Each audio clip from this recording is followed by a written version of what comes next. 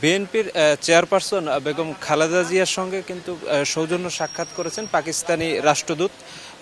সৈয়দ আহমেদ মারুফ। রাত 8:30টার দিকে কিন্তু এই রাষ্ট্রদূতের সঙ্গে আরও 3 থেকে 4 জনের একটি প্রতিনিধি দল এই গুলশানের যে এই চেয়ারপারসনের বাসভবন ফিরোজায় সেখানে আসেন এবং তারা প্রায় 1.5 ঘন্টা যাবৎ নানা বিষয়ে আসলে দুই দেশের মধ্যকার নানা বিষয়ে আলোচনা করেন এবং এরপর কিন্তু তিনি বের হয়ে যান। এবং এই যে বৈঠকে কিন্তু সাবেক প্রধানমন্ত্রী বেগম খালেদা জিয়া সহ বিএনপির উচ্চপদস্থ কয়েকজন নেতৃবৃন্দ তারা উপস্থিত ছিলেন এবং এই বৈঠকটি শেষে তারা সাংবাদিকদের ব্রিফিং করেছেন এবং সেখানে কিন্তু বিএনপির স্থায়ী কমিটির সদস্য ডাক্তার এমজেড জাহিদ হাসান তিনি কিন্তু আমাদের যেটি জানালেন যে এই বৈঠকটি সম্পূর্ণ একটি সৌজন্যমূলক এবং সৌজন্য সাক্ষাৎ ছিল। দীর্ঘদিন আসলে এই বেগম খালেদা জিয়া তিনি কারারুদ্ধ অবস্থায় ছিলেন এবং তিনি যেহেতু অসুস্থ রয়েছেন বিভিন্নভাবে, তো তাদের আসলে তার শারীরিক খোঁজখবর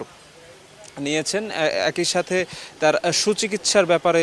খোঁজখবর নিয়েছেন। পাকিস্তানের বর্তমান সরকারের পক্ষ থেকে বাংলাদেশের মানুষ এবং বিএনপিকে তারা শুভেচ্ছা জানিয়েছেন এবং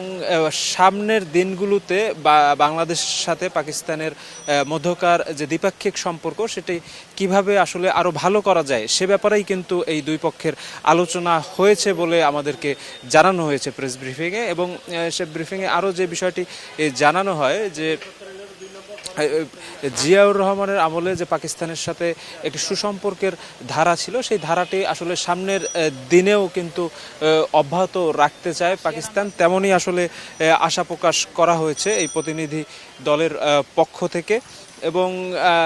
আমরা জানতে চেয়েছিলাম যে এর বাইরে এই সৌজন্য সাক্ষাতে এই বিষয়গুলোর বাইরে অন্য কোনো বিষয়, অন্য কোনো রাষ্ট্রের সাথে বাংলাদেশের বর্তমান যে প্রেক্ষাপট সেই বিষয়গুলো নিয়ে কোনো আলোচনা হয়েছে কিনা, তারা কিন্তু জানিয়েছেন না, এই ব্যাপারে কোনো আলোচনা হয়নি। তো এই ছিল আমার কাছে গুলশান ফিরোজার সামনে থেকে এই ব্যাপারের সর্বশেষ।